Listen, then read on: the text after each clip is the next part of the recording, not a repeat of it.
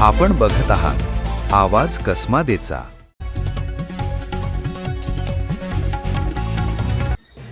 सतत सुरू असलेल्या मुसळधार पावसामुळे गिरणा नदीला मोठा पूर आला असून देवळा तालुक्यातील सावकी विठेवाडी पूल पूर्णपणे पाण्याखाली गेलाय, तर निंबोळा व टेहरे येथील पुलावरूनही पाणी वाहू लागल्याने प्रशासनाने खबरदारीचा उपाय म्हणून पूल वाहतुकीसाठी बंद केला आहे।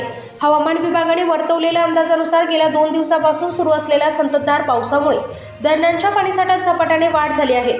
त्यामुळे चनकापूर आणि पुणा अर्थात अर्जुन सागर धरणातून मोठ्या प्रमाणात पाण्याचा विसर्ग सुरू असून गिरणा नदी दुथडी भरून वाहत आहे। सायंकाळी 7 वाजेपर्यंत मिळालेल्या माहितीनुसार चनकापूर धरणातून 23,737 क्युसेक तर पुण्यात अर्जुन सागर धरणातून 6,866 क्युसेक पाण्याचा विसर्ग सुरू आहे।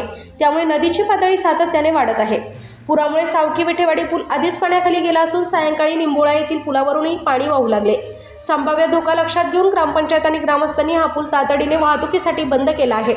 नागरिकांनी बंद असलेल्या पुलावरून जाण्याचा प्रयत्न करू नये, पर्यायी मार्गाचा वापर करावा, नदीपात्राजवळ जाणे टाळावे, तसेच आपले पशुधन सुरक्षित ठिकाणी हलवावे असे आवाहन प्रशासनाने केले आहे। पावसाची संततधार कायम असल्याने गिरणा नदीच्या पाणी पातळीत आणखी वाढ होण्याची शक्यता आहे।